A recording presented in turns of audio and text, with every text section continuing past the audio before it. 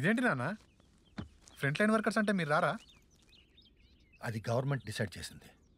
అది కాదు నాన్న, ఎవరైనా చేసినా ఎంతమంది డాక్టర్లు మందులు రాసినా మెడికల్ షాప్కి కదా రావాల్సింది. డాక్టర్స్ కావాలన్నా ఆన్లైన్లో కన్సల్ట్ అవ్వచ్చు, కానీ మందులు కావాలంటే మెడికల్ షాప్ రావాల్సిందే, ఫిజికల్గా కాంటాక్ట్ అవ్వాల్సిందే. అంటే మీరు కూడా రిస్క్లో ఉన్నట్టే కదా?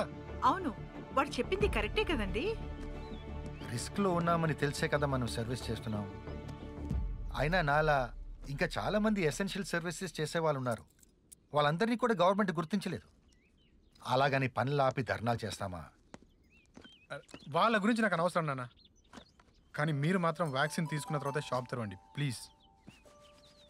భయపడి మా మెడికల్ షాప్ వాళ్ళంతా కూర్చుంటే కరోనా తగ్గిపోతుందా చెప్పు?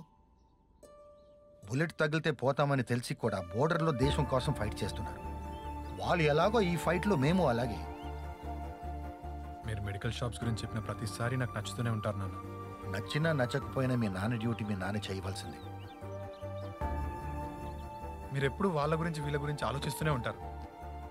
అసలు మీకు సమాజం ఏమిచ్చిందని? సమాజం మనకేమిచ్చింది అనేది కాదురా ముఖ్యం, మనం సమాజానికి ఏమిచ్చాము అనేది ముఖ్యం.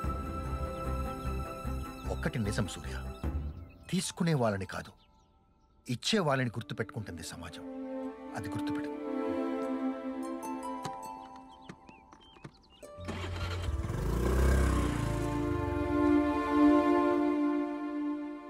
ఎప్పుడు సార్ మీ స్పెషల్ డిష్ టేస్ట్ చేసేది? నీకు కావాలంటే ఈరోజు ఇంటికి రా.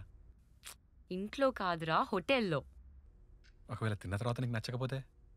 సూర్య, నీ చేతి డిష్ ఎలా ఉంటుందో నాకు తెలీదా? ఇంకా చెప్పాలంటే నీ గురించి మా ఇంట్లో ఒప్పించాలంటే పెద్ద మాట్లాడాల్సిన అవసరం ఉండదు.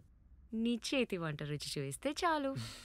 చాలే తల్లి, నువ్వు మా అమ్మ కన్నా ఎక్కువ ఎక్స్పెక్ట్ చేస్తున్నావు. అయినా థ్యాంక్ యూ. అవును, ఎలా ఉన్నారు ఇంట్లో అంకుల్ ఆంటీ? యాక్చువల్లీ నేను కలవకపోవడానికి కూడా రీజన్ అదే. ఏమైంది? అమ్మ నాన్నకి మైల్డ్గా సిమ్టమ్స్ వస్తే టెస్ట్కి పంపించా, రిపోర్ట్స్ కోసం వెయిటింగ్. మరి నువ్వు? నేను కూడా చేయించుకున్నాను. ఏం కాదులే, టెన్షన్ పడకు. సరే బేబీ, నేను మళ్ళీ కాల్ చేస్తా.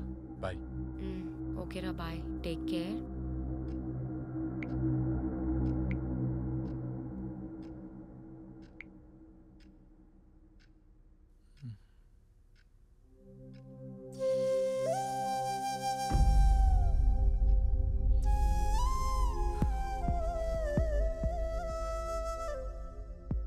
నానా, నీకు చాలా మైల్డ్గా వచ్చింది అంతే, అస్సలు టెన్షన్ తీసుకోకు.